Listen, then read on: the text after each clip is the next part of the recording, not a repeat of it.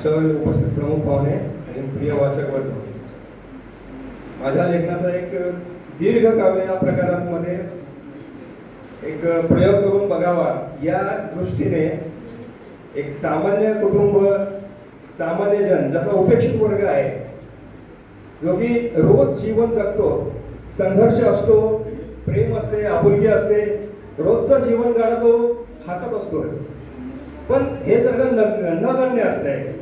हे कुठेतरी काव्य रूपाने आपण मांडावं, हे एक वेगळा विषय हाताळावा यासाठी एक कविता लिहिण्याचा प्रयत्न केला. कविता लिहित गेलो. कवितेचे 10 कडवे झाले, 20 कडवे झाली. मग मला जरा प्रश्न पडायला लागला, ही कविता लांबच चालली आहे. या प्रश्न सामान्य माणसाच्या जीवनातले जे प्रश्न आहेत, माझा जो केंद्रबिंदू जो प्रामुख्याने मी मांडायचा प्रयत्न केलेला आहे तो सामान्य वर्ग आहे. सामान्य वर्गाचा प्रेम, आपुलकी, भावना या सर्व बाबी त्या कवितेमध्ये इन्क्लूड करायच्या होत्या आणि ते संपत नव्हतं. जसं सामान्य वर्गाचं जीवन लग्न झाल्यापासून संसार सुरू होईपर्यंत मुलं बाळ होतात, त्याच्यानंतर त्याच्या जीवनातले जे काही प्रसंग आहेत ते मांडण्याचा मी प्रयत्न केला, पण हे संपतच नव्हतं. शेवटी किरण सरांना फोन केला. किरण तोडकर सर जे आमचे गुरु पण आहेत, त्यांना सांगितलं, सर कविता सुरू केलेली आहे, सामान्य वर्गातल्या माणसाचे जे हाल अपेष्ट आहेत, जे प्रसंग आहेत, प्रेम प्रसंग आहेत, हे मांडण्याचा प्रयत्न करतोय, पण ही कविता संपत नाहीये, हे प्रत्येकाच्या जीवनामध्ये घडतंय. किरण सर म्हटले, सर ही दीर्घ कविता आहे, ही जोपर्यंत याचा एंड होत नाही तोपर्यंत ती कविता लिहित राहा तुम्ही.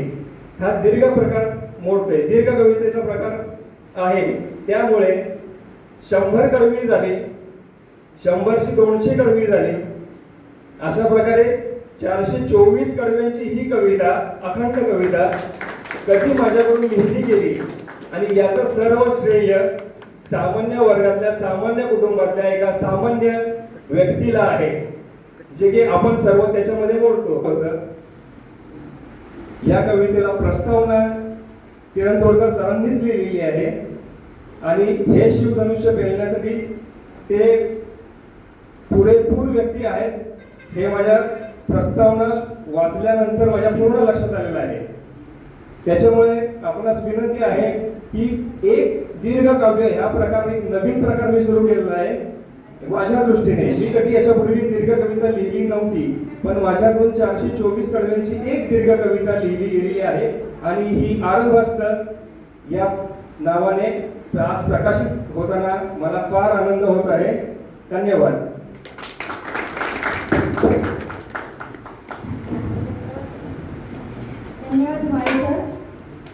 यापुढे मनोगत व्यक्त करते. बिंब प्रतिबिंब या काव्यसंग्रहाचे कवी श्री तुकाराम कांबळे सर यांना मी विनंती करते की त्यांनी आपले मनोगत थोडक्यात व्यक्त करावे.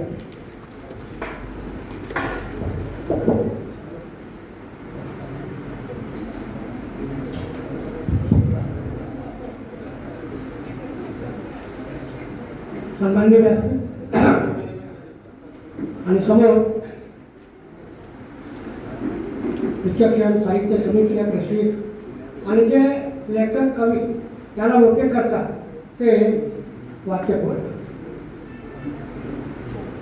आता वास्तविक पूर्वीच्या काळी बाप मुलीला वर संशोधन करताना आपली जोडी घेजवायचा, दारोदारी घरोघरी त्या मुलीला घेऊन परिचय करून द्यायचा आणि मीच मुलीचा बाप आणि ही माझी मुलगी असा परिचय करून द्यावा आहे. आता आम्ही जे पुस्तक लिहिलं आहे आम्ही म्हटलं असतो आपण हे बिंब प्रतिबिंब, त्याच्यामध्ये आता मी तुकाराम कांबळे माझ्याकडे बघितल्या तर हा काव्य असेल किंवा ह्याला काही सुचत असेल हे वाटणार नाही, ते माझं मलाच पडते. पण माझी प्रत्यक्ष जी प्रतिभा किंवा जी माझी प्रेरक शक्ती आहे ती प्रेरक शक्ती म्हणजे माझ्या पाठीमाग बसलेल्या सर्वात ज्येष्ठ वयानं, कर्तृत्वानं, मानानं, सन्मानानं रेखा दिशेनं यांनी मला पूर्ण पाठवलं. मी बऱ्याचदा म्हणतो त्याचे परिश्रम झाले की मी माझ्यावरती कवित्व त्याने लाभलं. माझं तुझी आता एक शब्द असा आहे मराठीमध्ये की त्या मराठीमध्ये फार अर्थ आपण वाईट घडण्यात दिला बलात्कार. बलात्कार याचा अर्थ एखाद्यावरती सक्ती करणे, शब्दांची आचाराची विचारांची बलात्कार हा अर्थ आहे. बलात्कार हा याच्यावरती शक्ती सामर्थ्याचा जोर दाखवलेला तो बलात्कार. मॅडमने कसा आपल्या प्रेमाचा आदर्शाचा आणि आपल्या काव्यप्रतिमेचा बलात्कार करून मला त्यांनी कवयीच्या पदवीला त्यांनी पोहोचवले. मग हे बिंब प्रतिबिंब कविता सगळे जन्माला आला कसा. थोडक्यात पहिल्यांदा तुम्हाला की मी आहे सातारा कोल्हापूरचा. सकाळ सकाळी एका झुंचुमुंचू वातावरणामध्ये पावन पटांगणाचं दर्शन करून एका अजिंक्य ताऱ्याच्या सावलीत मिळालं. आणि ती आहे छोटी राजधानी सातारा, मोठी राजधानी, मराठ्यांची मोठी राजधानी, छत्रपती शिवरायांची राजधानी आणि धाकटी राजधानी छत्रपती राजा महाराज कोल्हापूरची राजधानी. तर ह्या दोन नातेसंबंध किंवा कोल्हापूरचा ज्योतिबा आणि सातारचा नाईकबा त्या दोघांचं मनोमिलन करण्यासाठी त्याचा प्रतिनिधी म्हणून मी तुमच्याबरोबर आहे. प्रतिबिंब याच्याशी फार कौतुक मी सांगणार नाही. त्यात जे सर्व कर्तृत्व आहे, कार्यकर्तृत्व आहे, त्याला आकार देणं आहे, त्याला साकार नाही, ते साकारणं मॅडमचं. माझी फक्त काय की आरशातली प्रतिमा कशी दिसते. मराठीच्या काहीतरी प्रतिमा आत्मा नसते, वास्तवापेक्षा बऱ्याच बाबतीत सुंदर दिसते, पण ती सुंदर नसते. का तर बिंबाला स्पर्श करता येतो, ते अनुभवता येतं, त्याची जाणीव घेता येते. प्रतिबिंबाला जी जाणीव घेता येते. प्रतिबिंब फक्त अनुभवायचं असतं, ते भासमान असतं. आलं त्याचं जन्माला मॅडम माझे गुरु द्या, पण त्यांनी मला कधीही शिकवलं नाही. त्यांच्यातले माझं नातं असं आहे की द्रोणाचार्य आणि एकलव्य. पण द्रोणाचार्य अंगठा मागितला, त्याने माझ्याकडे काही मागितलं नाही. माझ्या म्हटलं की आपल्या बरोबरीची वर्तणूक मी शिक्षक, मला त्यांनी कधी विद्यार्थी मानलं नाही. माझ्या बरोबरीनं आपल्या बरोबरी त्याचं, पण मी कधीही मर्यादा लागली नाही, ओलांडली नाही. त्या माझे गुरु आहे. भले त्यांनी मला शिकवलेलं नाही, परंतु वयाच्या 75व्या वर्षी त्या रिटायर झाल्यानंतर 17 वर्षांनी आणि मी रिटायर झाल्यानंतर 8 वर्षांनी त्याने माझं शिष्यत्व स्वीकारलं, माझं गुरुत्व स्वीकारलं आणि मी त्यांचा शिष्य झालो. पण असं शिक्षण नातं तयार झालं की माझे गुरु बरेच आहे. बऱ्याच लोकांना मी ओळखतो. जसे दत्ताने 24 गुरु केले, जो दयाचा गुरु घेतला बोलतो तो या गुरु केला ना.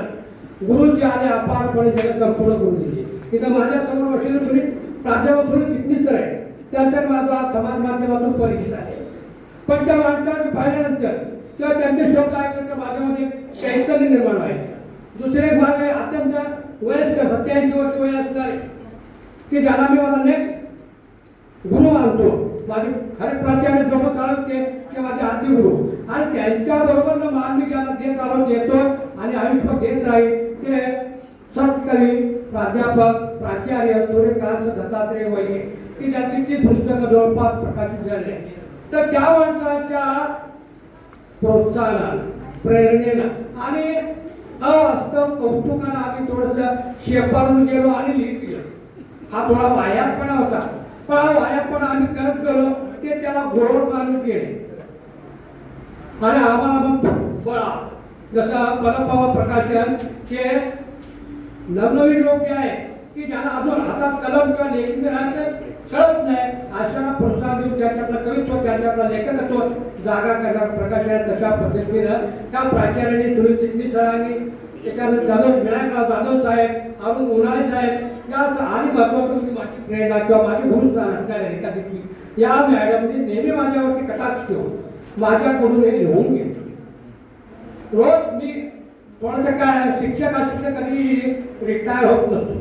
मी रिटायर होऊन 10 वर्ष झाली, पण तरी सुद्धा थोडी शिकवण्याची आम्ही त्याला थोडासा तो बेकार शब्द वापरतो. आम्हाला शिकवण्याची थोडीशी मस्ती आहे, खाज आहे म्हणतो आम्ही. मी अजून एका शाळेवरती शिकवायला जातो आणि शिकवायला जात असताना सकाळी 7ला बाहेर पडून मी रात्री 8:30 9:30 बाहेर, साधारणपणे 14 तास माझा प्रवास आणि अध्यापनाचा आहे. मॅडम कमी करणार आहे, मला चिठ्ठीची गरज नाही, थांबणार. तर तिकडून आल्यानंतर 8:30ला मी घरात पोहोचायचो. जेवढा प्रवास केला दगदग असायची आणि नेमकी त्यावेळा मॅडमाची कविता माझ्या व्हॉट्सअपला यायची. जेवायच्या आधी मी ती कविता वाचायचो आणि ते कविता वाचत असताना जेवणाच्या आधी ती कविता वाचून त्याच कवितेला 10 ते 15 मिनिटांमध्ये उत्तर देऊन मग जेवायला बसायचो. अशा पद्धतीनं 100च्या वर कविता लिहून माझ्याकडून घेतल्या आणि थोडं वाचलं की तो मोबाईल, ज्या मोबाईलवर या कविता संग्रहित केल्या होत्या, तो मोबाईल दुर्दैवानं चोरीला गेला. त्याला म्हणतो ना, नक्कीच्या लग्नाला 17 विघ्न. हे आमचं कविता संग्रह जेव्हा गेला तेव्हा मी आमच्या हातोत्साही झालो, निराश झालो. मॅडम मला बोलण्याचं सामर्थ्य आहे की आम्हाला अत्यंत गबाळपणा किंवा अव्यवहारीपणा. मॅडम म्हणजे ठीक आहे, काय काळजी करू नका, माझ्याकडे आहे काय बघते. आणि मग त्यांनी पहिल्यांदा त्यांच्या कविता सुरुवात केली आणि परत पुन्हा नवीन नाव मांडला. शेवटी कृत्रिमता किंवा दुसरं पण असतं. पहिल्याचा असर पण दुसऱ्यामध्ये उतरत नाही. पण त्या गुरुजनांचा आशीर्वाद असल्यामुळं तितक्यात तब्येतीनं, तितक्यात लागवानं ते कवित्व प्रकट झालं. आणि महत्त्वाचं म्हणजे हे वाचलेलं आहे. वाचे सरांनी त्याच्यावरती आपलं मनोद्योग केलं आहे. नुकतेच दिवंगत झालेले प्राध्यापक मोहम्मद सर यांनी त्याला सुरेख प्रस्ताव लिहिलेले आहे आणि मोठमोठ्या विद्वानांची त्याच्यावरती मतमतांतर त्यांनी असो ते बाकी त्याचा नाही. पण हा जो कविता एक वेगळा प्रकल्प, वेगळा प्रयत्न, वेगळा आहे, पायना पाड्या करून माझा प्रयत्न केला. वाचकांनी त्याला भरपूर प्रतिसाद द्यावा अशा प्रकारचे तुम्हाला तुमच्या नम्र विनंती करून हे माझं लांबलेलं, कारण त्यांनी फार दुसरी चिठ्ठी देण्यापेक्षा आपण आवडते घेतलेलं बरं. ते माझं लांबलेलं मनोगत पूर्ण करतो. जय हिंद, जय महाराष्ट्र.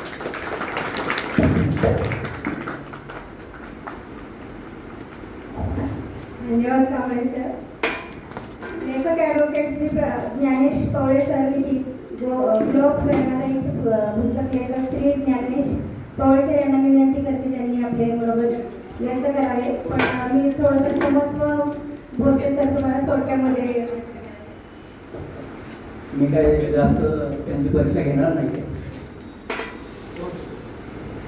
यशवंतरावांच्या भूमीत मला 2 शब्दात बोलायला भेटतात याचं मोठं भाग्य आहे. छत्रपतींची ही मातृभूमी आहे. ब्लॉग हा जो विषय डोक्यात आला त्याच्याविषयी 1 मिनिटात सांगतो आणि पुस्तकात काय लिहिले ते सांगतो. माझं बालपण अण्णा हजारेंच्या सहवासात केलं, कारण मी तिथला आहे. त्यानंतर मग पुणे आणि मुंबईसारख्या ठिकाणी माझं शिक्षण झालं. परंतु अनेक गुरु मला भेटत गेले आणि खूप सुंदर त्यांचं व्यक्तिमत्व असं नजरेस पडलं की आपण असं का होऊ नये, सुंदरता ही का स्वीकारू नये. आणि म्हणून मग छोटे छोटे कण गोळा करत गेलो आणि ग्लोबचा जन्म झालेला आहे.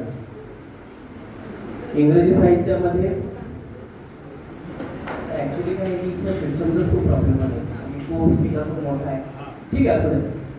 आणि इंग्रजी साहित्य, मराठी साहित्यातून अनेक चांगले जे विचार मिळाले आणि नंतर MA सायकोलॉजी केलं आणि सिग्मंड फ्राईड मला भेटले आणि खूप सुंदर मनाविषयी त्यांनी लिहिलं आहे की मन कसं असतं आणि व्यक्तिमत्व कसं असावं, कसं असायला पाहिजे आणि कसं नसायला पाहिजे. आणि मग एक गोष्ट आपण 1 मिनिटात सांगतो की सिग्मंड फ्राईड खूप मोठे डॉक्टर होते आणि मानसशास्त्रज्ञ होते. आणि पत्नीबरोबर जेव्हा ते एका उद्यानात जातात, बाळ खेळत असतं आणि बोलण्याच्या नादात ते बाळ कुठेतरी निघून जातं आणि मग पत्नी आरडाओरडा करते, बाळ कुठे. तेव्हा सिग्मंड फ्राईड म्हणतात तू त्याला कुठे जायला नको जाऊ असं सांगितलं होतं, तेव्हा जाऊन बघतो बाळ असेल. म्हणजे आपलं मन असं असतं की जिथे नको आपण सांगतो तिथं ते जात असतं. त्या मनाला धरून मी तो ब्लॉगचा एक सिक्वेन्स ठेवलेला आहे. आत्मबोध, त्याच्यानंतर व्यक्तित्व, सामाजिक त्याला तेच म्हणता येईल, व्यक्तिमत्व, जे काही सामाजिक बदल घडायला पाहिजे असतात. आणि मग मी त्याच्यामध्ये खूप छोटे छोटे वर्णन केलेली आहेत. म्हणजे फुलपाखरासारखं आयुष्य असावं, मधमाशीसारखं असावं, म्हणजे जे पराक्रम गोळा करतं. आणि सुंदर आयुष्य आपण चांगले सुंदर का बरं गुण घेऊ शकत नाही. लोकांना नावं ठेवण्यात जो वेळ जातो त्यापेक्षा आपण याच्यातलं अरे किती सुंदर बोलतो, याचा हस्ताक्षर किती चांगले आहे, याची नम्रता किती चांगली आहे, ह्या ज्या गुणाच्या गोष्टी आहेत त्या मी जशा मांडण्याचा प्रयत्न केलेला आहे. माझं दुसरं पुस्तक आहे. आणि रेखा दीक्षित मॅडम यांचं मी आभार मानतो, कारण त्यांच्यावर तिथूनच हा सगळा योग. पुढे 2 वर्ष हा प्रवास चालू होता. 2 वर्ष मी माझ्या कामाच्यामुळे खरंच मला म्हणजे वेळ मिळाला नाही आणि घरातल्या अडचणी मध्यंतरीच्या काळात माझ्या आईचं बघितला, त्यामुळं सगळा महत्त्व हे 2 वर्ष पूर्वीच झाला असतं. तर ठीक आहे, माझं एवढंच म्हणणं आहे की ग्लोब हे आपल्या छोट्या भावाचं एक पुस्तक असं समजून आपण निश्चित वाचावं आणि त्यातून जे चांगलं असेल ते घ्यावं आणि मला आशीर्वाद द्यावे हेच या ठिकाणी माझे विचार संपवतो. धन्यवाद. धन्यवाद पवळेकर. पुढील मनोगत व्यक्त करतील लेखिका सौ विद्या चौगुले मॅडम.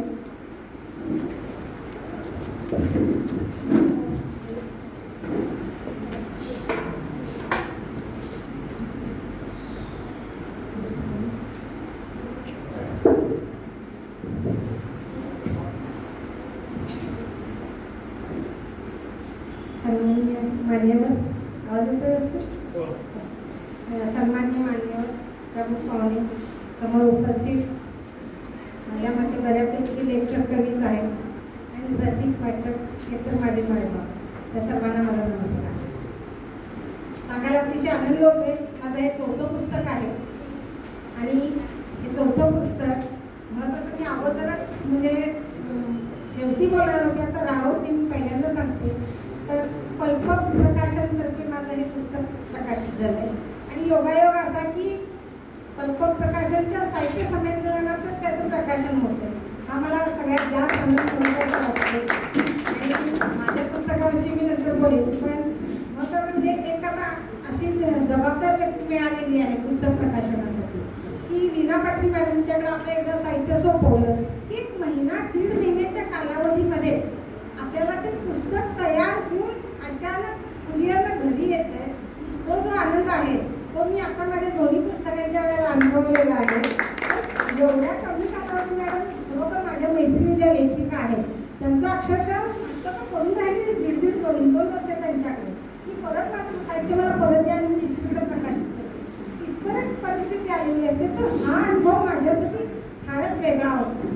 तर लीना पाटील मॅडम त्यासाठी पहिल्यांदा तुमचे धन्यवाद मॅडम. आता ते माझ्या खास मैत्रीण झालेले आहेत म्हणजे मला सांगायला अतिशय आनंद होतो आहे की फक्त संचालिका आणि पुस्तक प्रकाशिका आणि लेखिका असं नातं नाही आहे, तर त्या फार माझी चांगल्या मैत्रीण झालेल्या आहेत. आता पुस्तकाविषयी थोडंसं सांगते. हे जे पारंब्या पुस्तक आहे, पारंब्या म्हणजे तरी काय, अगदी वटवृक्षातून निघालेली फांदी आणि म्हणजे ती पारंबी जमिनीकडे झेपावते आणि झेपावल्यानंतर ती मुख्य ह्याला आधार देते.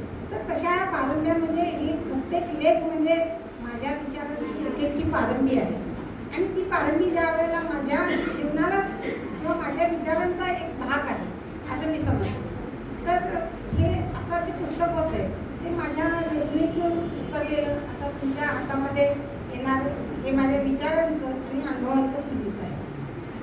फार मोठे विचार नाही पण सर्व सामान्य जीवन जगत असताना त्याच्यातून एखादा प्रसंग असा घडतो, एखादी घटना अशी अचानक घडते, नकळत आपल्याला देखील एखादा विषय सुचतो आणि कुठेतरी त्याविषयी लिहावं, कुठेतरी बोलावं असं वाटत राहतं आणि ते बोलल्याशिवाय सांगितल्याशिवाय राहत नाही आणि ही प्रबळ इच्छा असते. या प्रबळ इच्छेतून त्याच प्रेरणेतून हे पुस्तक तयार झालेलं आहे आणि या पुस्तकांचा विषय म्हणाला तर पारंब्याप्रमाणेच प्रत्येक लेखाचा विषय वेगळा आहे. कधीही तुम्ही 2 मिनिटासाठी 5 मिनिटासाठी वेळ असेल तर काढून वाचू शकता आणि त्यातून एखादा छानसा विचार ज्याच्याशी मी रिलेट करते एखादा विचार तर त्याच्यासाठी तुम्ही देखील लगेच त्याच्याशी कनेक्ट व्हाल असे विचार आहेत. फार ह्याच्याविषयी सांगणार नाही. तुम्ही प्रत्यक्ष संवेदनशील सगळे रसिक वाचक आहात आणि त्यांना तुम्हाला सगळ्यात हे फार जवळचं वाटते. मी माझ्या मलपृष्ठावर 4 वाक्य लिहिलेली आहेत ती फक्त सांगते म्हणजे त्याच्यातून तुम्हाला पुस्तकाविषयी माहिती मिळेल. वटवृक्षाच्या कुशीतून जमिनीकडे झेपावणाऱ्या पारंब्या मातीशी नवे नाते जोडत पुन्हा जीवनाला आधार देतात. तशाच या कथा आणि विचार मानवी अनुभवांच्या गाभाऱ्यातून उगवलेल्या आहेत. आनंद, संघर्ष, प्रेम, वेदना आणि आशेच्या रंगाने नटलेले आयुष्य येथे भेटते. प्रत्येक कथा एका क्षणाचे, एका नात्याचे आणि एका सत्याचे प्रतिबिंब आहे. मनाला स्पर्श करणारे प्रसंग वाचकाला स्वतःशी संवाद साधायला भाग पाडते. जीवनाच्या मुळाशी जोडणाऱ्या संवेदनांची ही शब्दयात्रा आहे आणि यात्रेत उमटलेल्या प्रत्येक भावनेचे नाव आहे पारंब्या. तर हा पारंब्याचं तुम्ही स्वागत कराल याची मला खात्री आहे. महत्त्वाचं सांगायचं म्हणजे या पुस्तकासाठी सरांनी. अगदी मोलाची प्रस्तावना लिहिली आहे. त्यांनी फार कौतुक केलं आहे. प्रस्तावना वाचा, पण त्याचे सगळे गुण मला मिळतील असं नाही आहे. सरांचा मोठेपणा आहे. माझ्या गुरुवर्ग इथं दीक्षित मॅडम आहेत. मला त्यांनी 6 वर्ष शिकवलेलं आहे शाळेत. त्यांच्या तालमीत थोडीशी तयार झाली आहे असं समजायला काही हरकत नाही. तर या दोघांचंही सहकार्य, आशीर्वाद आणि शुभेच्छा मला पहिल्यापासूनच आहे आणि त्यामुळे एक मी पुस्तक थोडं घेऊ शकले.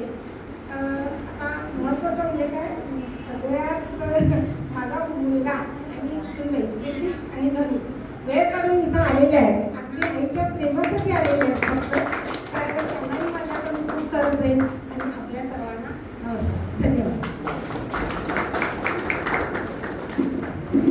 धन्यवाद सर. यापुढील मनोगत व्यक्त करते देवकुमार घोष, कांता संजयकर.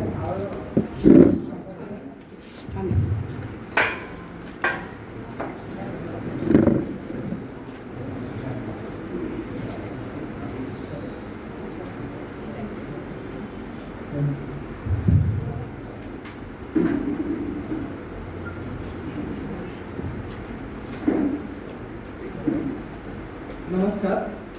पाऊल वाटा धुंडाळताना गवसले काही क्षण, शब्दातून साकारले मी माझे प्रवास वर्णन.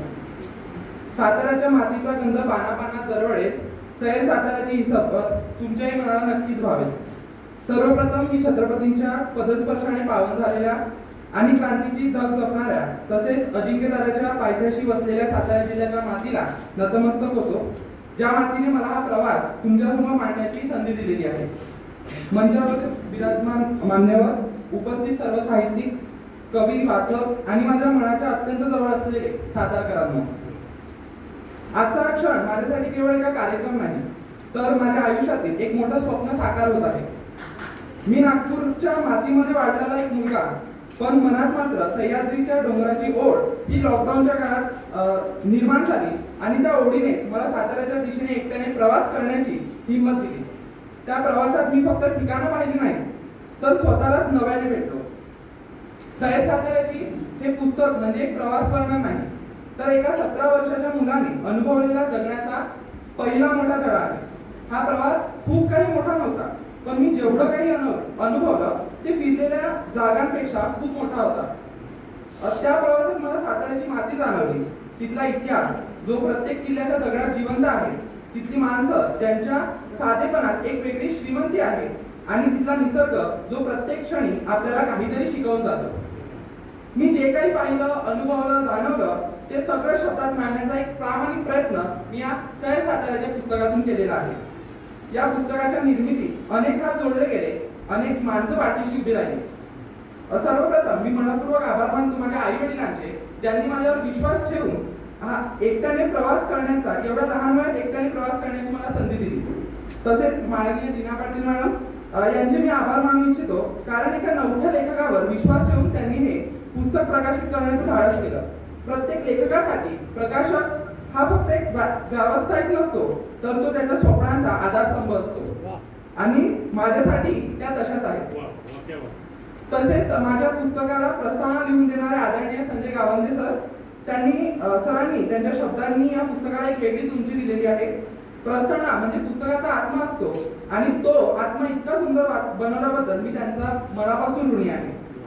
मी या ठिकाणी विशेष आभार मानतो माझ्या बहिणीसारख्या असणाऱ्या सुरक्षाताई यांचे. जशी एखादी मोठी बहीण आपल्या लहान भावाची पाठराखण करते, तसेच या सैर सातारे पुस्तकाचे मलपृष्ठ लिहून त्यांनी या माझ्या सैर साताऱ्याच्या पुस्तकाचे पाठराखण केलेले आहे. माझ्या कुटुंबियांचे, मित्रांचे आणि त्या प्रवासात भेटलेल्या प्रत्येक व्यक्तीचे मी मनापासून आभार मानतो. विशेषतः किरण तोडकर सर, विजय कदम सर, प्रताप, निकिताताई आणि पवार काका, कारण त्यांच्या प्रत्येक छोट्या सहकार्यामुळे हा माझा जो प्रवास आहे तो मोठा झालेला आहे आणि पूर्ण होऊ शकलेला आहे.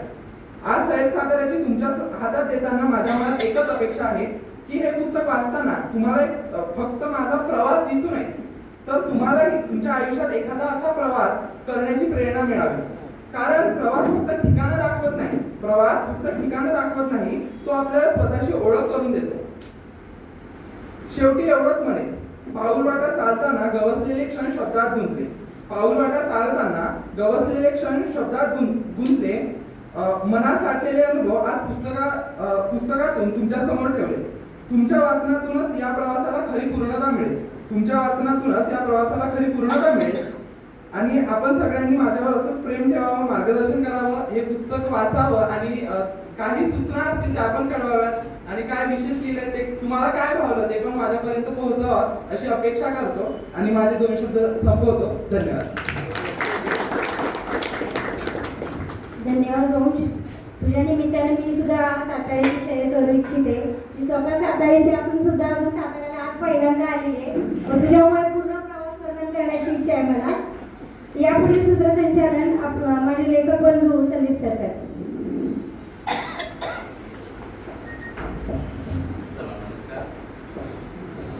अतिशय सुंदर पद्धतीने हा प्रकाशन सोहळा या ठिकाणी आपला पार पडलेला आहे. अनुभवाची शेतोरी विचारांची श्रीमंती प्रमुख अतिथींच्या शब्दातून मिळते प्रेरणाशक्ती. आजच्या कार्यक्रमाचे प्रमुख अतिथी पर्यावरणप्रेमी व निवृत्त वन अधिकारी माननीय ज्येष्ठ कवी लक्ष्मण शिंदे सरांना विनंती की आपले मनोगत थोडक्यात व्यक्त करावे. तत्पूर्वी एक सांगायचं असं की आमच्या पदोपचे कवी दीपक सोनवणे सर या ठिकाणी उपस्थित राहिले, त्याबद्दल त्यांचे मी मनपूर्वक स्वागत करतो.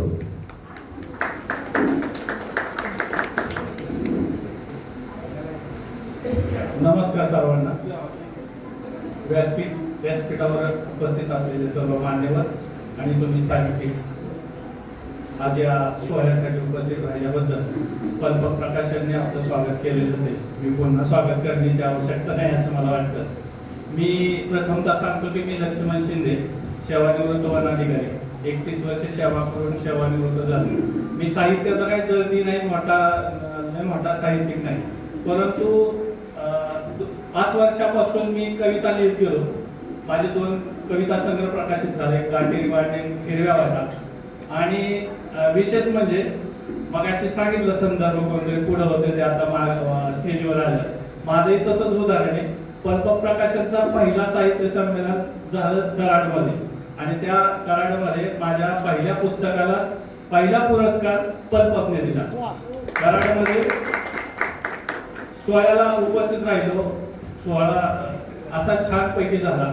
त्यामध्ये मला पुरस्कार मिळाला आणि तेव्हापासून मी पल्पपाशी जोडलो गेलो. पण पल्पचं कार्य पाहतो तो आपले साहित्य ग्रुप आहेतच, त्यामध्ये बरेचसे छोटे छोटे साहित्यिक सुद्धा पल्पमुळं मोठे लागले. आणि माझ्यामुळेच मी सांगत नाही तर बरेच मी त्यानंतर थोड्या प्रमाणात त्यांच्याशी जोडलो होतो, कारण नोकरी आणि साहित्य बऱ्याच वेळा जुळत नाही, पण तरी सुद्धा या साहित्य ग्रुपशी जुळत राहिलो. आणि अचानक परवा 4 दिवसापूर्वी फोन आला मॅडमचा की आम्ही सातारामध्ये साहित्य संमेलन घेतोय आणि तुम्हाला यायचंय. खरं तर मला पुण्यातही 2 कार्यक्रम होते, पण मॅडमला म्हणलं संध्याकाळी मी सांगतो. त्या साहित्य ग्रुपवाल्यांना सांगितलं की मला काही येता नाही, मग संध्याकाळी मॅडमला सांगितलं मी तुमच्या कार्यक्रमासाठी येतोय. म्हणजे अशा पद्धतीने मॅडमने संध्याकाळी परत फोन केला, तुमचं काय आहे, तुम्हाला यावंच लागत. मी त्यांना सांगितलं मी येतो. आणि अशा तऱ्हेने सर्वांशी मिळून मिसळून राहणारे हा लीना मॅडम सर्व साहित्यिकांना त्याचप्रमाणे त्याच तराजूत मोजणारे हा साहित्यिक आहेत. सर्व साहित्यिकांना समोर घेऊन जाणारे आहेत. माझे 2 एक काटेरी वाटा आणि हिरव्या वाटा कविता संग्रह प्रकाशित झाल्या. मी शक्यतो निसर्गात रमलेलो माणूस आहे. डोंगर दऱ्या कड्या कापारीच आम्ही फिरतो आणि जनजागृती महत्वाचं म्हणजे माझ्या 2 कविता संग्रहामध्ये निसर्ग कविताचेच भर आहे. त्यामध्येही जनजागृतीच्या कविता आहेत. मी आपल्या साहित्याचा उपयोग खरं तर नुसता आपल्या पुस्तकात नाही राहिला पाहिजे, तो जनतेपर्यंत गेला पाहिजे. फक्त साहित्यकारांपर्यंतच नको तर मुलांपर्यंत गेला पाहिजे. खरं तर आपण आता आपल्यापेक्षाही मुलांना त्या जनजागृती झाली पाहिजे. म्हणून मी बऱ्याच ठिकाणी शाळा महाविद्यालयांमध्ये जातो, माझ्या कविता सादर करतो, जनजागृतीच्या कविता सादर करतो, गीतं सादर करतो आणि त्यांना त्या वणव्यापासून वृक्षतोडीपासून संरक्षण कसं करावं याचं मी मार्गदर्शन करत असतो. पहिलं जे उदाहरण सांगायचं तर मी नुकतंच म्हणजे शाळेत जाऊन कवी संमेलन गेलो व्यासपीठ मुलांसाठी. मी ज्या पद्धतीने गेलो की तुम्ही आता काही नवीन असतील, तुमच्या कोणाच्या ओळखी नसतात, एक कविता सादर करण्यासाठी महाराष्ट्रातून कुठनं आलेले असतात, पण ओळख नसल्यामुळे मागे बसलेले असतात आणि त्यांना कविता सादर करण्यासाठी माझं नाव घ्या, माझं नाव घ्या, माझं नाव घ्या म्हणावं लागतं आयोजकांना. तसंच मी सुद्धा होतो. प्रत्येकाला वळत करत मी इथपर्यंत पोहोचलोय. म्हणजे त्या वळखेमध्ये आपलं साहित्य किती दर्जा झाले हे सुद्धा आपण सादर करत असताना किती दर्जा आहे ह्याची झलक आपण दाखवली तर आपण इथपर्यंत येऊ शकतो. मी तुमच्यातलाच आहे म्हणून मी विद्यार्थ्यांमध्ये जातो, त्यांना व्यासपीठ निर्माण करून देतो. कवी संमेलन त्यांच्यात घेतली. त्या मी आकाशवाणीवर जातो, आकाशवाणीवर गेलो तर जनजागृतीचेच मी व्याख्यानं देतो. असेच मी कविता जनजागृती करत असताना कवी संमेलन शाळेत घेतलं आणि त्याचे फोटो काय आकाशवाणीला पाठवले. तर आकाशवाणीने त्या विद्यार्थ्यांचं कवी संमेलन घेतलं की म्हणे सर तुम्ही घेताय तर त्या विद्यार्थ्यांना आपण व्यासपीठ देऊ. त्या मुलांचं 8 विद्यार्थ्यांचं मी पुणे आकाशवाणीवर कवी संमेलन घेतलं आणि 26 एप्रिल रोजी त्याचं प्रकाशन झालं. म्हणजे आपल्या साहित्याचा उपयोग दुसऱ्याला जास्त झाला पाहिजे, आपल्या पुस्तकात लपून नाही राहिला पाहिजे. आपलं पहिलं जसं उतरंडी असायच्या, उतरंडीला काही धान्य आई वडिलांनी ठेवलेलं असायचं, ते कुजून जायचं खाली, पण ते काढत नव्हते. तर ते काढलं पाहिजे आणि आपलं साहित्य लोकांपर्यंत गेलं पाहिजे. तर मी आता तुमच्या पुढे एक आता साहित्याची काय दिलं, साहित्याची प्रार्थना दिली. मी साहित्यामधलाच आहे म्हणून मी वृक्षप्रेमी आहे म्हणून मी तुमच्याकडं झाडाच्या आरती सादर करतो. लिहिले नाही झाडाची कोणी, झाडाबद्दल कोणी लिहित नाही, तर मी झाडाच्या आरती सादर करतो आणि मी माझं जे काही थोडस तुमच्या पुढे बोलत होतो ते संपवतो. झाड माझे दैवत आहे, आश्रित मी त्याचा. सर्वांनी आरतीप्रमाणे म्हणू नका, पण काय साध्या आरतीप्रमाणेच आहे. तुम्ही दगडातल्या देवाला हृदयात ठेवा, पण हे जे झाड आहे त्याला झाडाला समोर डोळ्यासमोर ठेवा आणि त्याचे कसं सांभाळ करायचा, मुलाप्रमाणे सांभाळ करा असंच मला सांगायचं. झाड माझे दैवत आहे, आश्रित मी त्याचा, आश्रित मी त्याचा. सुजलम सुफलम धरती बनवतो, गाता त्याची वाचा. सुजलम सुफलम धरती बनवतो, गाता त्याची वाचा. वृक्ष वल्ली आम्हा सोय रे म्हणते तुकाराम, म्हणते तुकाराम. नका घालू मग झाडाच्या त्या पुंड्यावर घाव, नका घालू मग झाडाच्या त्या पुंड्यावर घाव. झाड माझे दैवत आहे, आश्रित मी त्याचा, आश्रित मी त्याचा. सुजलम सुफलम धरती बनवतो, गाता त्याची वाचा. झाड म्हणजे वैभव आहे जीवन सृष्टीचे, या जीवन सृष्टीचे. झाड तोडून नका करू मग जीवन कष्टीचे, झाड तोडून नका करू मग जीवन कष्टीचे. झाड माझे दैवत आहे, आश्रित मी त्याचा, आश्रित मी त्याचा. सुजलम सुफलम धरती बनवतो, गाता त्याची वाचा. सुजलम सुफलम धरती बनवतो, गाता त्याची वाचा. सुजलम सुफलम धरती बनवतो, गाता त्याची वाचा. मोठी आशा आहे. थोडक्यात तुम्हाला एक झाडाची कविता सादर करतो आणि संपवतो. ओल्या झाडावर गाव जसा कुऱ्हाडीचा पडे, झाडाच्या व्यापना मांडलेल्या. ओल्या झाडावर गाव जसा कुऱ्हाडीचा पडे, रक्त बंबाळ होते झाड मना मनातच रडे. फांदीवर झाडाच्या त्या चिवू कावच रे घर, फांदीवर झाडाच्या त्या चिवू कावच रे घर. गाव बसता फांदीवर स्वप्न पडे भुईवर, फुले डोलती पानात. फुले मी बऱ्याच विद्यार्थी शाळेत जातो आणि त्यांना विचारतो फुलाचं महत्व काय. तर फुलाचं महत्व मुलांनाही सांगता येत नाही. त्यांना फक्त वाटतं की फुले ही सौंदर्यासाठी आहेत, आपल्या विहिरीत घालायला किंवा कुणी मुलांना देण्यासाठी एवढा फुलाचा उपयोग नाही. आणि त्या फुलाचा संदर्भ म्हणून मी सांगतो, फुले डोलती पानात नव्या विजय जन्मासाठी, फुले डोलती पानात नव्या विजय जन्मासाठी. गाव बसता फुलावर आता कोण पाठीपुटी, म्हणून सर्वांसाठी गाव घाला तुमच्यावी, गाव घाला तुमच्यावी. हाता पायावर आज दुःख सोसूनच बघा सारा उतरेल माझं, दुःख सोसूनच बघा सारा उतरेल माझं, सारा उतरेल माझं. धन्यवाद. मला संधी दिल्याबद्दल आयोजकांचे आणि माझे 2 शब्द ऐकून घेतल्याबद्दल प्रेक्षकांचे धन्यवाद. अप्रतिम असं तुम्ही मार्गदर्शन केलं. खरोखरच झाड हे आपलं अस्तित्व आहे. झाड जर नसेल तर आपलं पुढचं आयुष्य सुद्धा चांगलं सुखकर होणार नाही. मी तर म्हणतो की घरात जेवढे सदस्य आहेत त्या प्रत्येक सदस्याने एक झाड लावलं पाहिजे आणि त्याचं संवर्धन केलं पाहिजे, तरच खऱ्या अर्थाने आपली सृष्टी सुजलाम सुफलाम बनेल. शब्दांची मोठी अशी विखुरले की एकदा एकदा काळीच हरवले. विचारांचे दिवे लावून गेला, अंधारातला वाटा उजळून गेला. त्यानंतर मी सन्माननीय ज्येष्ठ कवयित्री रेखा दीक्षित मॅडम यांना विनंती करतो की त्यांनी आपले विचार मांडावे.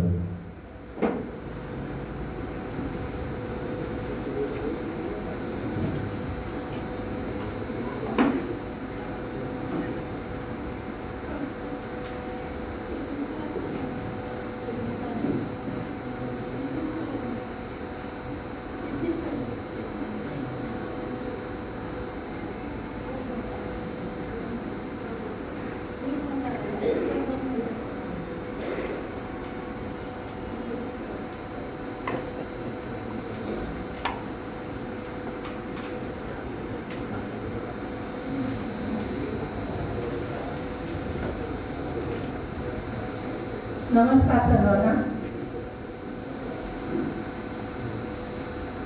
आज आमचा एकत्रित काव्यसंग्रह बिंब प्रतिबिंब इथं प्रकाशित झाला.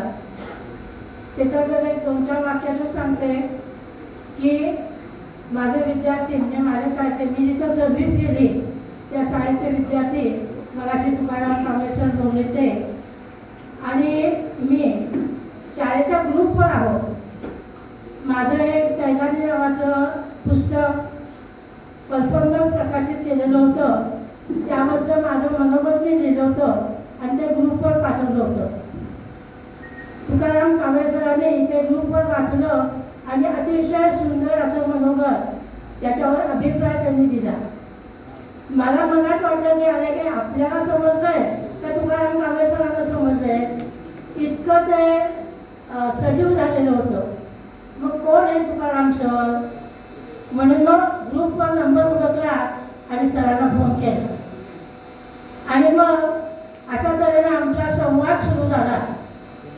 आणि मी कविता बहुतेक दररोज एखादी लिहायचे. मग ती तुकाराम सरांना पाठवायला लागले. त्याच्यावर अतिशय उत्कृष्ट असं रसग्रहण त्यांचं यायला लागलं.